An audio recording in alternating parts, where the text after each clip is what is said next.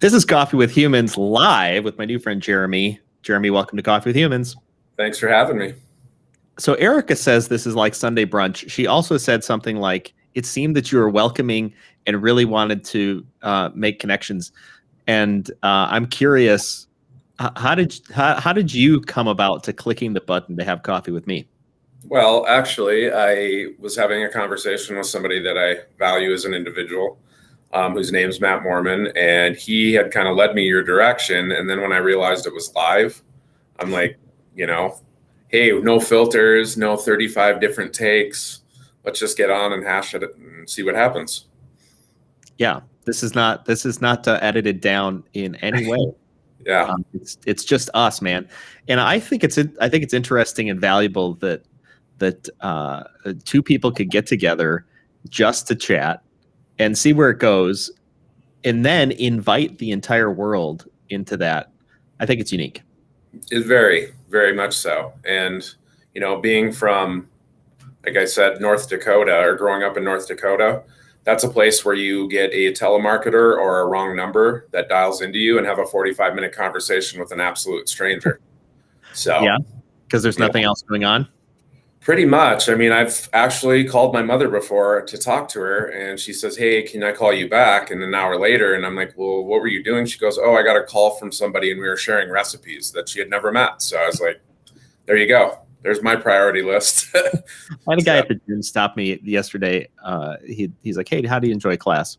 And I was like, it's good. He said, you going to be back? I said, yeah, probably. And then about 20 minutes later, I found out that he had recently discovered that he had a new, half brother from years ago. The dude has got to be 70, and he's now discovered he's got a half brother. And I heard all about this thing. That's interesting. Unsolicited. That's definitely interesting. Yeah, it's. That's kind of how life is. Sometimes you go to lunch to have lunch by yourself and end up in a 2-hour conversation with somebody you've never met. So, yeah, I think that's all right. Yep. Well, I'm from the Chicago area. Where are you from? I'm originally grew up in North Dakota, but I currently live and reside in Colorado Springs, Colorado. Okay. Awesome. Why Colorado Springs?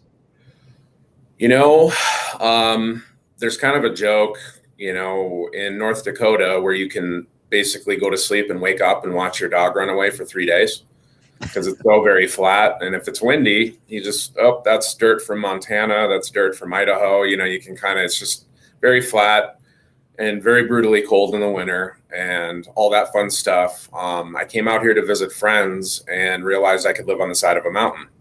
So that kind of drew me this direction. Yeah. How I am.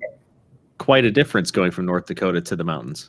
Yeah, I would say. And I mean, the growth in Colorado since I've been here since about 2004, is pretty incredible. The state's essentially exploded from a populist standpoint. Yeah. So it has a certain cachet about it. I mean, every state seems to have a personality, and then you hear certain cities or something like that from a certain state, and you're like, oh, Colorado Springs. Oh, you're from Colorado. Yeah, no, it definitely carries a little bit of a vibe, so to speak. And then when you get into Colorado, growing up in North Dakota, it's kind of the same across the state. It's very similar, out here. I mean, every city, in my opinion, has its own identity, and it's pretty interesting. I had a obviously people from North Dakota tend to stay there because it's small. I mean, if you've ever ridden with my father driving through Denver, you would probably need to change your pants. You see the tires smoke at least 5 times. So, and a lot of yelling, but, just not, I mean, I grew up in a town of 135 people. Oh, wow. And then before Colorado Springs, I went to college in Aberdeen, South Dakota. And I mean, that was 26,000 with students. And then you drop into Denver and it's, 3-4 million. And, Colorado Springs, I mean, we're probably pushing 1 million, maybe not census, but with all the military bases here, it's, if you've got a better tax situation in your home state, it doesn't make a lot of sense to change your residence. So. Yeah, But totally. yep, and it's a booming community. So That's a really small town to grow up in. I don't have any. I've been through North Dakota, and I yeah, think it's got a certain personality, a certain not in a negative way, but like a homeliness, like this is just everybody's kind, and everybody's friendly, and everybody knows yeah. you. Well, I No mean, strangers. yeah, it's one of the few places that I've been where if you blow a tire, you might have 7 people fighting over who helps change it. Right.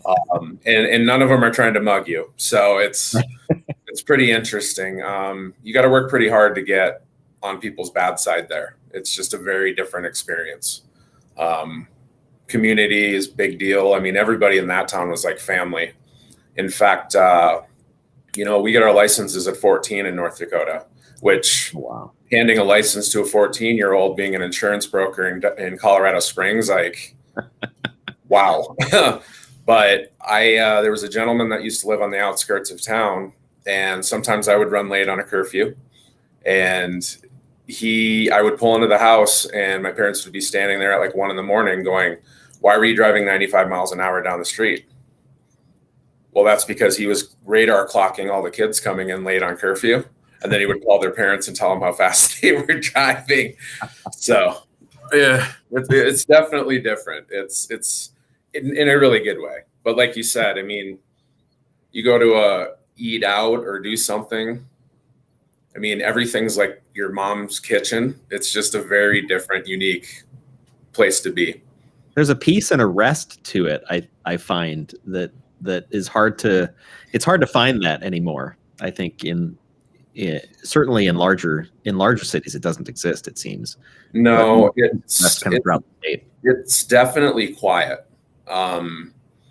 If you sleep with your window open, the things that you can hear, I mean, you can almost hear like bugs crawling in grass. It's so quiet. So coyotes, and I mean the wildlife. I mean, it's just, to me, it's a very safe place to grow up. Obviously, with the populace being so small, there's not a lot of craziness. I mean, your biggest issue is boredom and then bars. So there's a gentleman on social media that does a kind of like a podcast or like a YouTube channel about the Midwestern towns, and he does this entire skit about what it's like to go to these little town bars.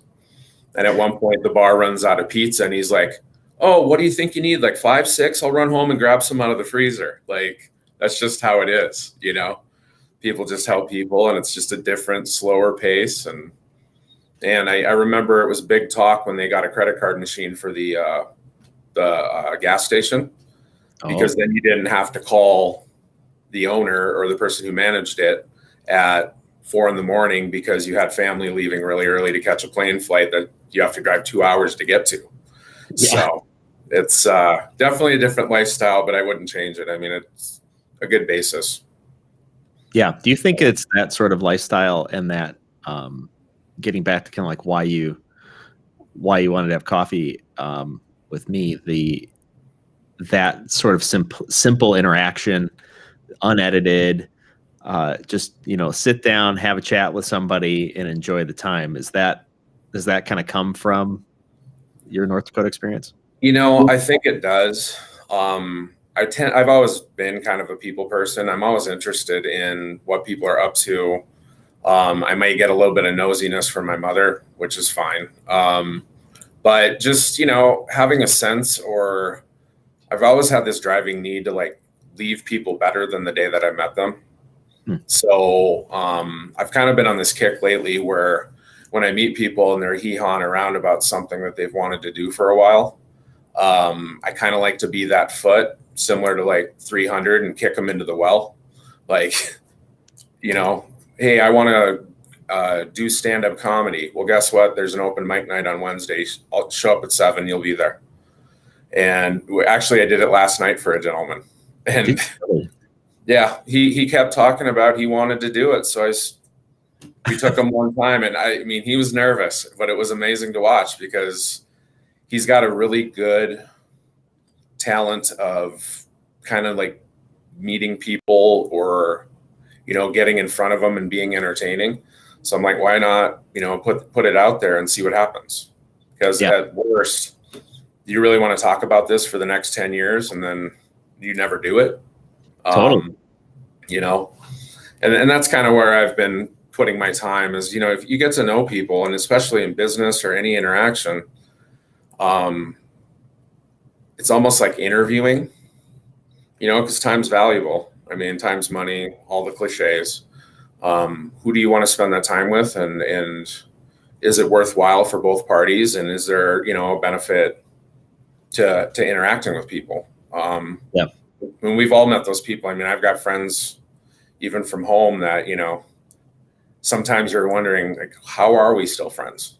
Because every time we go do something, like, you make me crazy, but it's kind of one of those deals where, like the little guy that used to go to the bar and pick fights and then expect his friends to beat everybody out, kind of that deal. So, fun and games. That's awesome.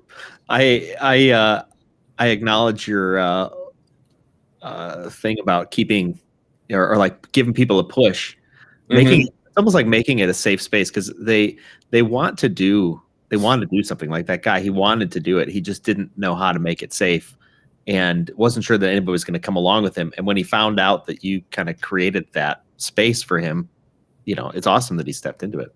Yeah, no, I've done it quite a bit recently. It's been fun interactions because, again, it's providing value. Maybe, a lot of people don't realize, I'm 41 years old. I've done a lot of things and met a lot of people and traveled a lot of places. Okay. So it's like, and you always hear people go, well, God, I wish I'd have done this. It's like, well, you have one life. And the fact that we're all here is pretty amazing, considering statistically how hard it is just to be born.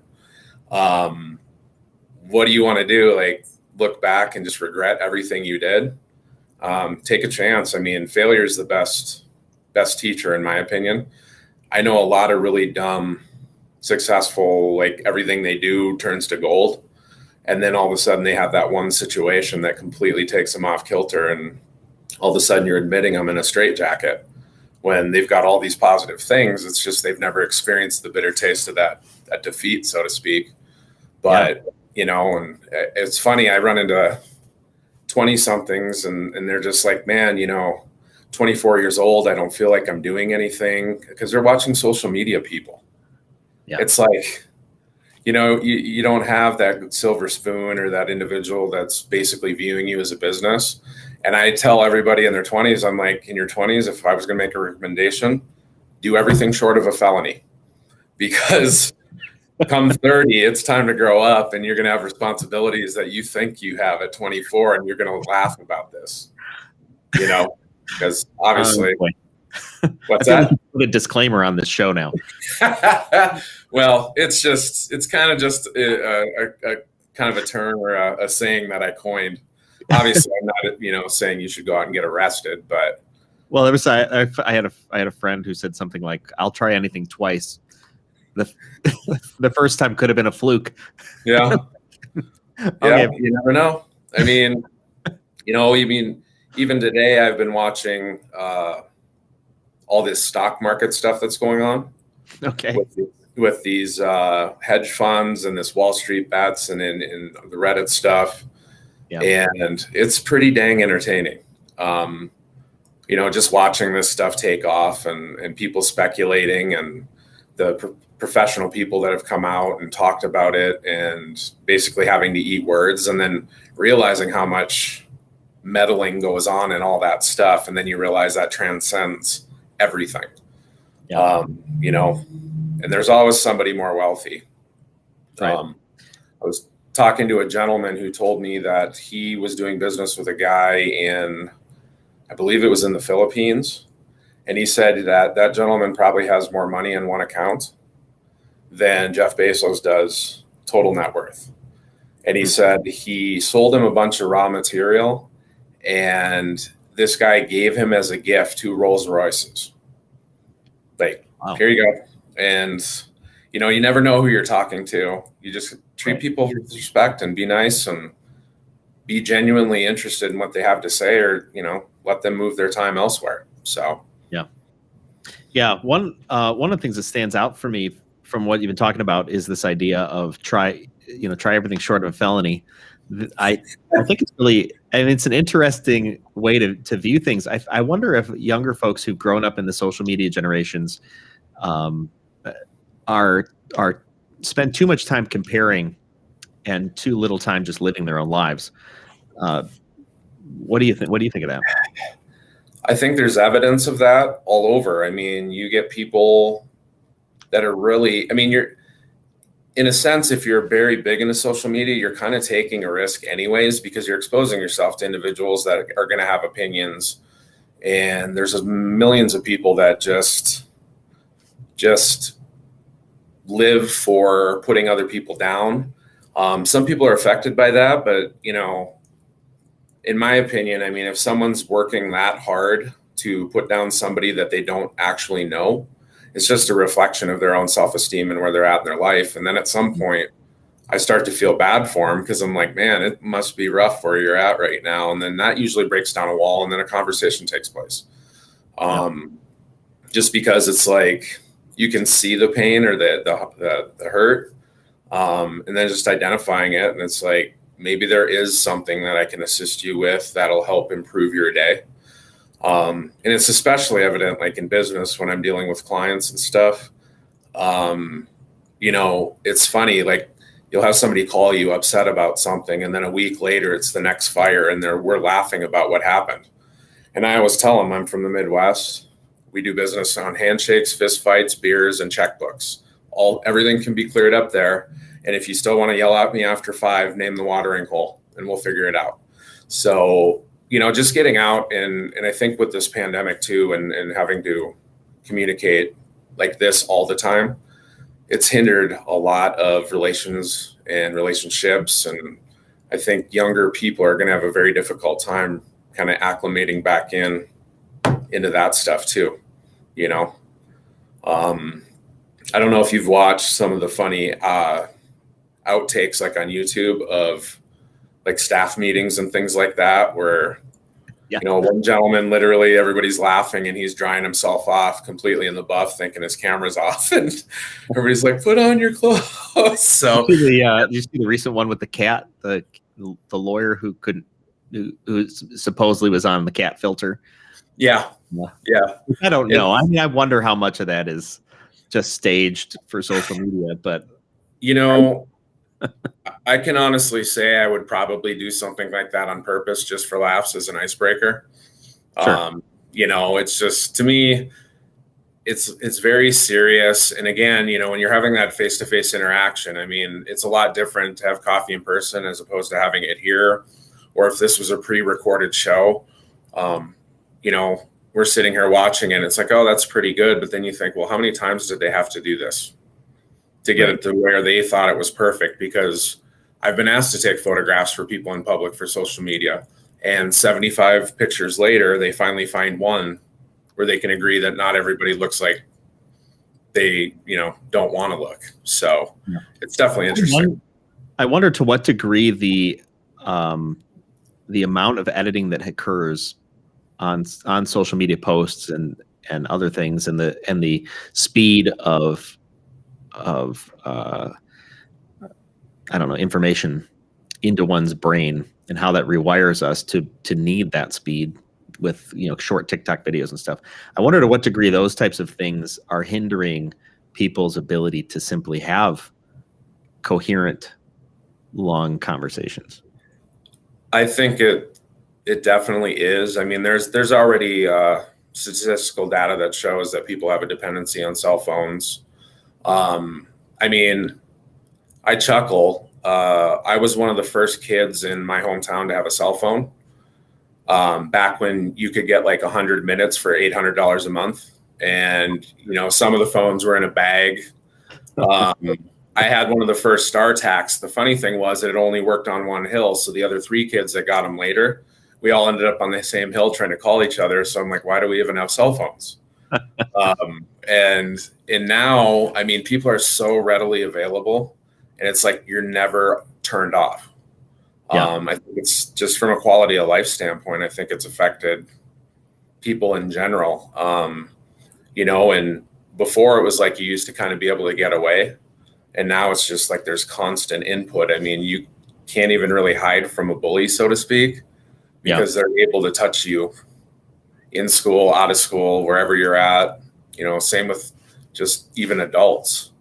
Again, going back to that one. It used to be that you could escape negative talk. Like, you know, I'm sure that back in grade school or whatever, somebody didn't like me and said something bad about me, or maybe I said something bad about somebody else, but I don't remember anymore. In the internet generation on social media, you can always look it back up, and I think that's where we almost can't recover as easily, I think, from negativity as we used to be able to, because it used to fade. Now it doesn't fade. It just comes back to haunt us again. Yeah. And I mean, if you see posts from people, they're like a traumatic life event, and all of a sudden your Apple phone decides to show you every picture from that event that you maybe went to therapy for a year, and then it comes up on the anniversary and boom, here you are back in the middle of it emotionally. Exactly. Yeah. And then also the people that are oversharing often, understanding that digital footprint is there for life. You know, that picture of you in going back to the short of a felony thing, you know, you're on spring break doing something wild with, you know, different things. And all of a sudden you finally graduate college and you finally get the job opportunity of your life. And then you show up in a job interview and they got a picture of you wearing a sombrero and nothing else in Mexico, sleeping on a beach. So it's like, hey, where was this from? Oh, that was 8 years ago. Okay. So it is addictive. And I didn't, this just came to my mind. This actually isn't today's, but have you heard of Uncle John's Bathroom Reader? Oh, okay. They don't sponsor me, but they should. I sit down on the back of my toilet and then it's a 1-a-day calendar thing of some information. And I nerd out on just little tidbits of information. But in our conversation, you're in my conversation, it came up in my mind that on Tuesday, February 23rd, it said that studies have shown that using Twitter is more addictive than cigarettes. Yeah. I believe it. My daughter's 14, and for one, I would never want her driving. Not your car, at least. Not in any short period of time. Yeah.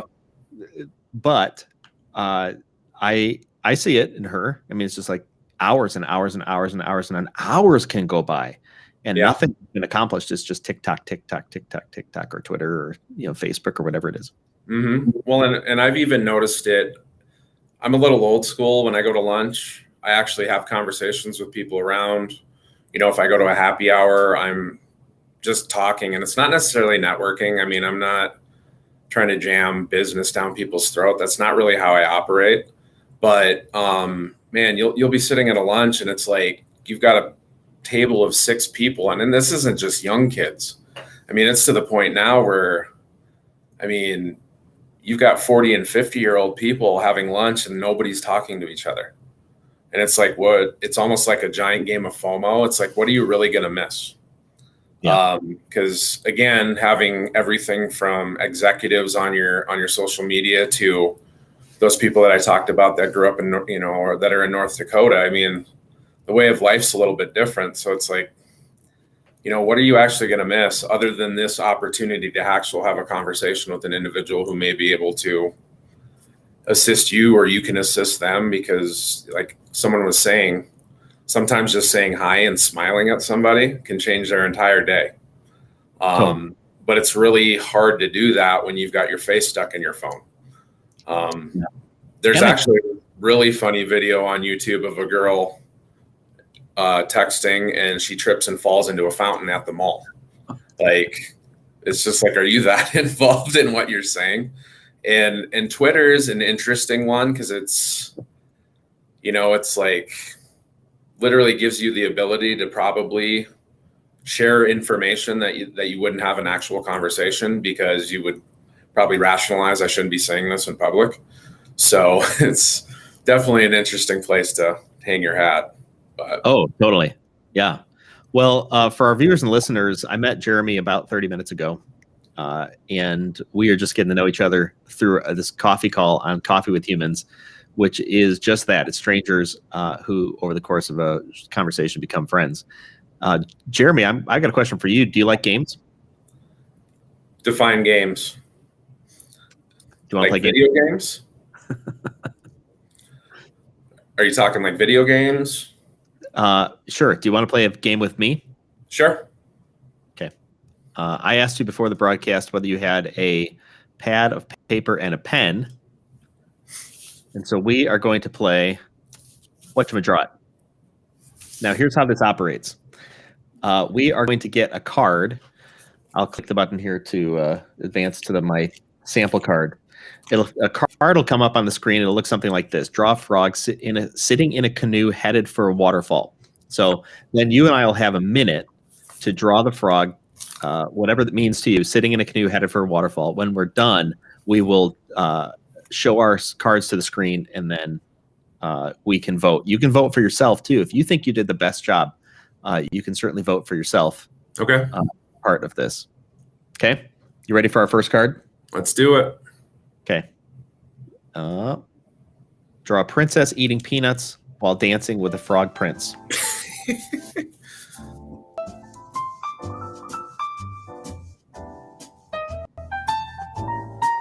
Draw a princess eating peanuts while dancing with a frog prince. Princess eating peanuts. I'm really bad with drawing people. Princess eating peanuts. Oh, this is rough. She looks hungry. My princess looks a little scared. I don't mean to have her look scared, but she's looking scary right now. Dancing. How does she dance with Well, for our viewers, we are just drawing this. We're going to vote on who drew the better picture here in just a minute. 10 seconds. Oh boy. Peanuts. Where are the? I don't know how she got the peanuts. 2, 1. Aye. Okay. That's Time's rough. up. Okay. Let's see here.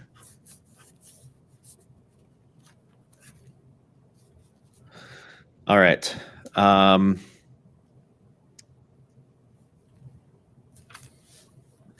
Princess eating peanuts. I don't think I did a great job. I'm going to go first because I forced you into this game. Yep. Here's mine. Princess eating peanuts while dancing with a frog prince. You can't really see that that's a frog, I don't think. Yeah. Kind of looks like a hamster. A hamster. I suppose. Well, I mean, if you're throwing peanut shells on the ground, maybe a squirrel. See, and I didn't quite make it to the peanut part. Okay. So. Oh, that is a good looking princess. You'd actually know she was a princess, and you'd actually know that was a frog. Yeah. Not bad. That's pretty good. I'm going to actually have to give you the win on that one because I could actually see that was a princess and I could see it was a frog. I don't even know what I was drawing. It's just a scared, it's like a scared, face. Well, I mean, I would say my princess looks a little ghastly, but a minute to draw, that's a pretty, that's a healthy ask on the photograph. You know what? Yeah. This is testing all of the 41 years of your skills and abilities in this moment. What was it all for? That's the question that we can answer with this. All right, you ready for our second one? I may have to grab another sheet of paper. Uh-oh. Yeah. Let's see here. Draw a tree made of burritos, tacos, hot dogs, hamburgers, and pizza. You can draw it on the back. Draw a tree made of burritos, tacos, hot dogs, hamburgers, and pizza. All right.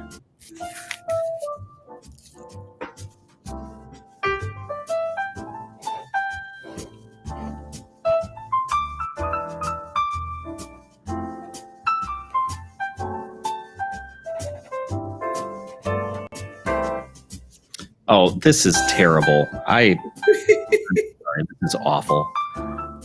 What an embarrassment. Once. 30 Ugh. seconds. What an embarrassment of a picture.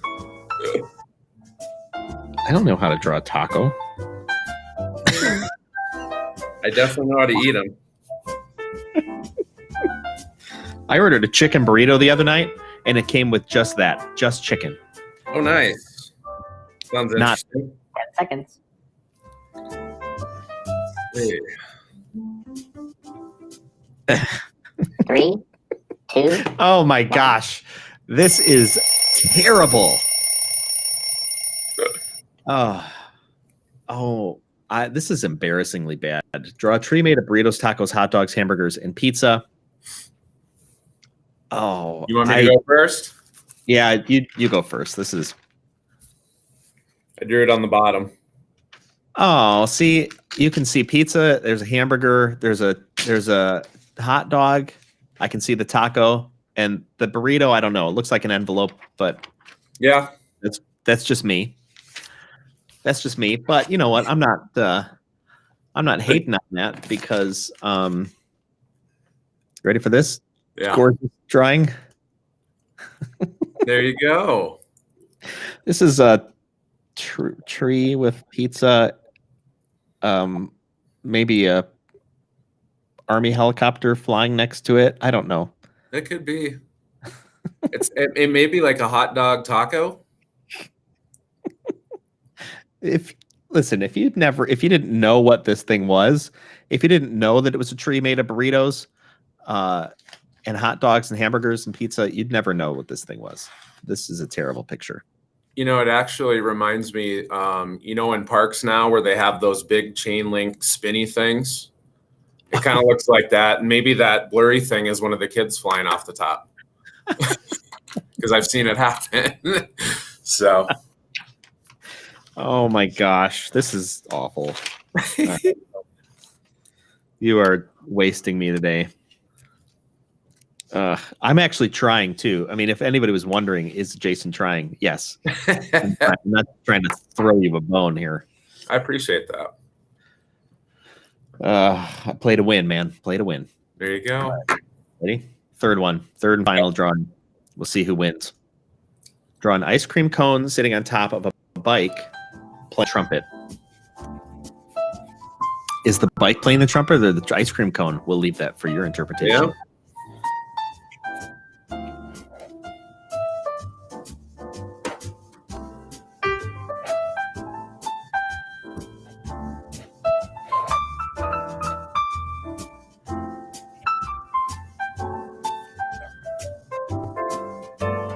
Ooh, that's not a trumpet. Oh, nuts. That's that's a megaphone. There you go. Oh no, this is not good.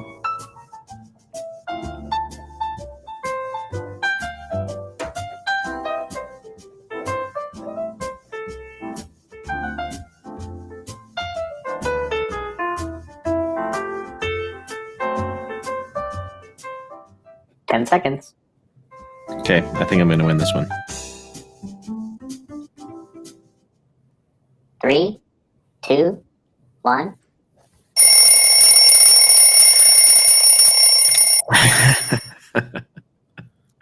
You want me to go first? Ice cream cone sitting on top of a bike playing the trumpet. All right, go ahead. Oh, you know what? I thought I was going to do better than you this time, but I'm changing that. That's really good. I can see you even have hands for how to hold a trumpet. Yeah. Well, after I drew the horn first and realized it didn't look like a trumpet, maybe a bugle. I started with first a megaphone on the front, but turned that quickly into a light. I like it. And then you'll notice that I went with the standard cone instead of the sugar cone. Yep. And 3 scoops. 3 scoops, and I've not addressed the issue of how the trumpet is staying in the ice cream cone's mouth. It's a magical world. I think I got to give you the win on the third one too. I don't know. That one was pretty decent. That one was good. I am a disappointing drawer when I try to draw fast. I'm a disappointing drawer anyhow, I think. But, yeah. I've got a 6-year-old that I spend a lot of time doing art with. So yeah. She likes to draw a lot. Oh, 6. So. That's a fun age. It is. And she's a very intelligent little girl. So almost to the point where it's scary. That's the worst. When she started kindergarten, she went for about 2 weeks and then came home and opened up one of my books and started reading it. And I got really nervous. So that's great, though.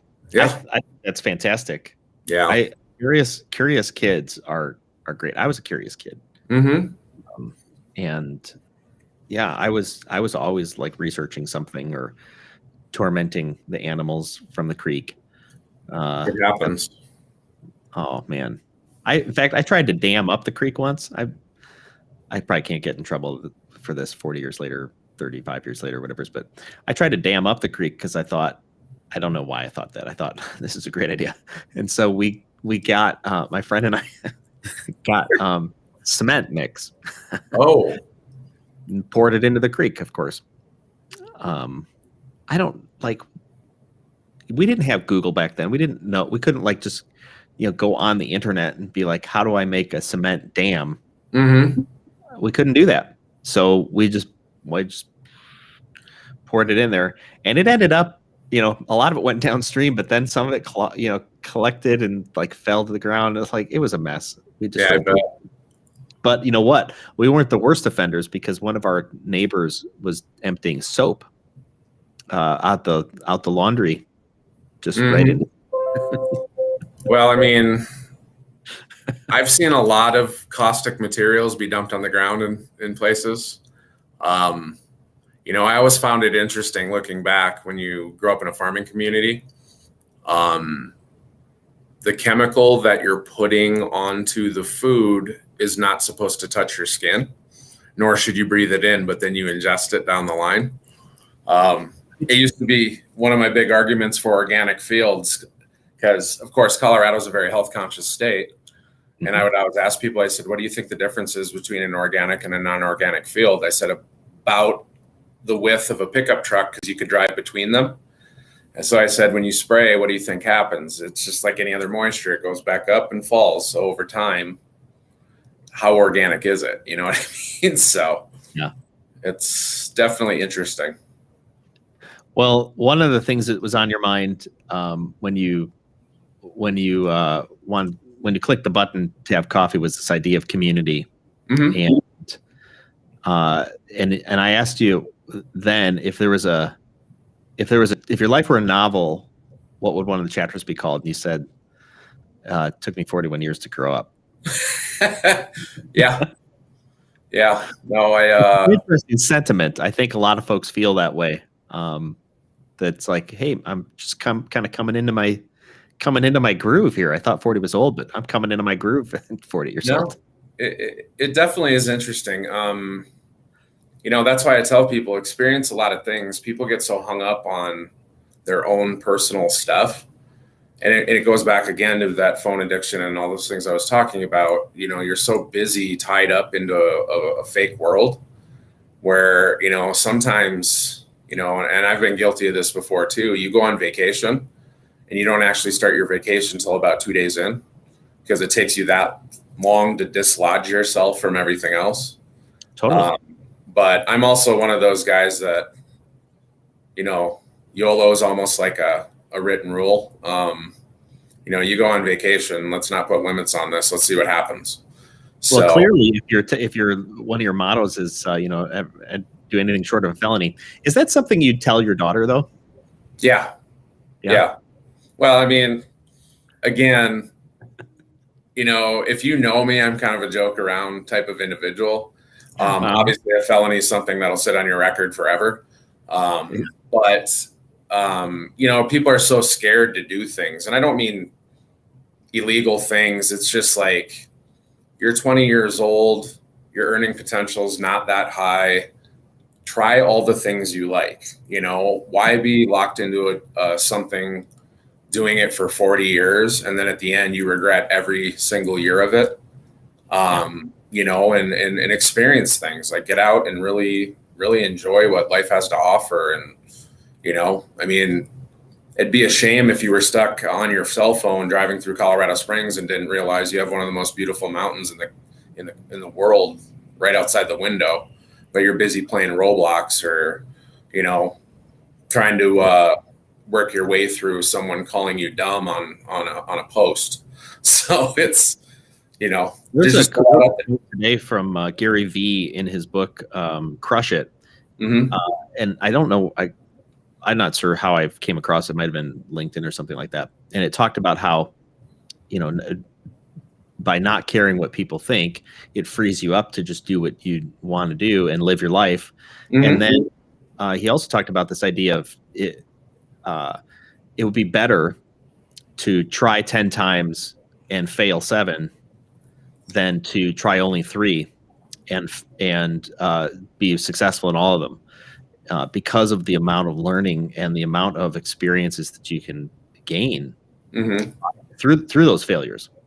Well, I look at it this way. High school was easy. I get to college, first semester, I'm on academic probation. Why? Because I didn't realize nobody was going to make me go to class that first semester. So I didn't. There was fun to be had. But I see that a lot. He's an interesting guy to me. He's got a lot of really good points. Sometimes he gets discredited. You look at that guy's history, and he spent the better part of his 20s and 30s basically in his parents' liquor store, doing nothing but working incessantly. He didn't have a social life. It would be interesting to see him in a private setting, because obviously there is a bit of showmanship that goes with that. If he does have a regret for literally burying himself, that was essentially his social media, was growing that store. Because he ate, breathed, lived it every single day, all day long. And, it's just interesting to hear how he talks now, because now he's got freedom, and then people discredit him because he's wealthy. But, I know a lot of business people that have failed and done poorly, got back up. And, not everything's successful. Right. It's kind of like going to Vegas and gambling. You can go 100 times, you win 10 grand once, but they don't talk about the 100,000 they lost on the other 9 trips. It's just kind of one of those things. People want to cherish the fun, but all the lessons are learned from the L's. How do you apply those principles in your own life of kind of pushing the envelope and trying new things? Well, God bless me with ADHD, so pushing the envelope is kind of in my blood. Even as a kid, I was that one. I saw the giant hill and thought, how fast can I go on the bike? But you didn't take into account the metal fence at the end of the road. You were just flying down the hill. So similar situation. I think accountability is a huge thing. So, failure is failure. Real, genuine, good people, in my opinion, show their grit when they take responsibility for the decision they made. If you want to try something risky, just understand the risk, and if you're willing to do it, then so be it. And that's how I've always approached everything. And I've been told I'm a little unorthodox in my approach at times, but most of the time, if I'm in, for instance, in a meeting, because I do work quite a bit, it's just that Midwestern piece of me. Most people are going to remember the conversation we had, because it can get out in left field real quick. And especially, depending on the amount of sleep you get and what's going on around you, it's Squirrel City over here. So, well, as we're winding down on our time here in Colorado Springs, where's your go-to place to hang out for dinner or drinks? There's some really cool stuff here. T-Bird's Tacos is a place that I really enjoy. Great atmosphere, great people, great food. I tend to lean more towards the small hometown, local type stuff. Because in the Midwest, I mean, Applebee's and Chili's was like the big, that's every Saturday and Sunday, those places are packed, but Right. they're one that I definitely lean on. I think they're just great people, great ownership. That's probably the place where I would spend most of my time. And it just so happens if I walk out of my office, I'm pretty much in their building.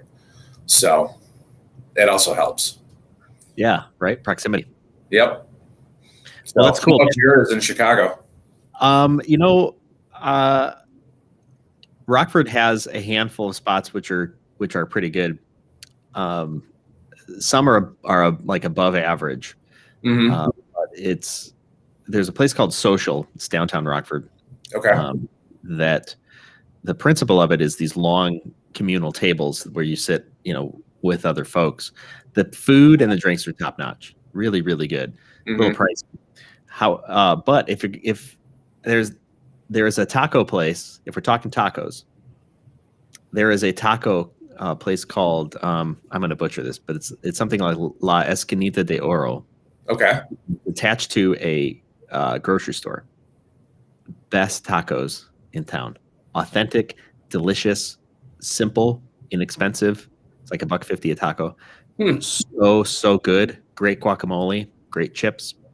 Just I could rock that stuff out. But very few people know it's there. At least in my in the majority of my friend groups, it's just kind of tucked away in a little strip mall. You'd have no idea really that was there unless you frequent the Mexican grocery store. Yeah. No, there's some really good, authentic stuff out there. I mean, if you dig deep enough, it's fun. I kind of miss that part of the Midwest at times. I used to work for a company based out of Chicago and had some really good food out there.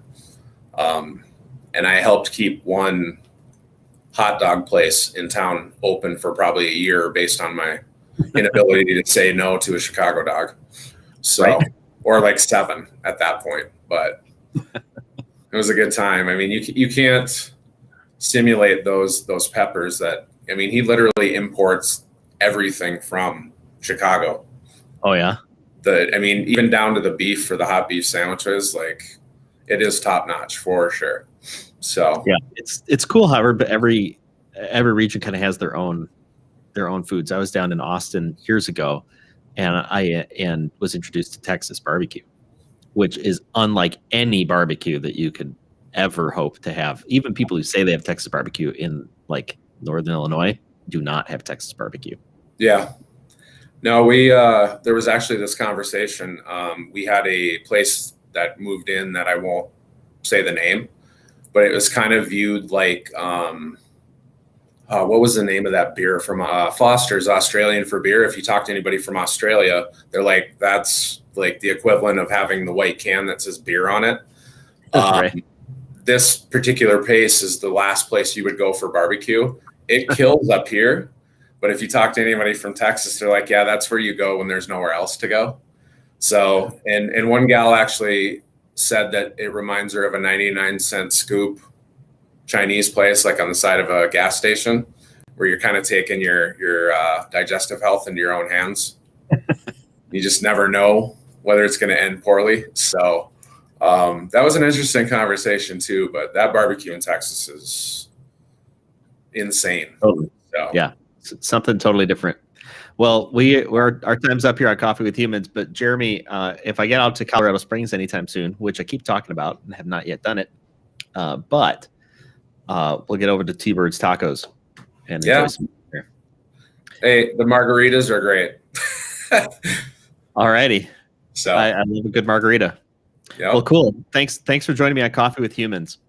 Thanks. I appreciate you for having me.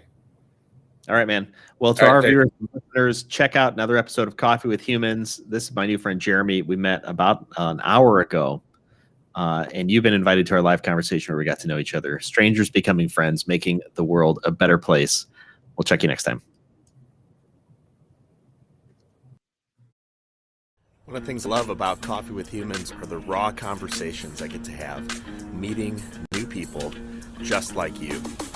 If you or someone you know should be on Coffee with Humans, go to coffeewithhumans.com. Remember, the only rule is no sales calls.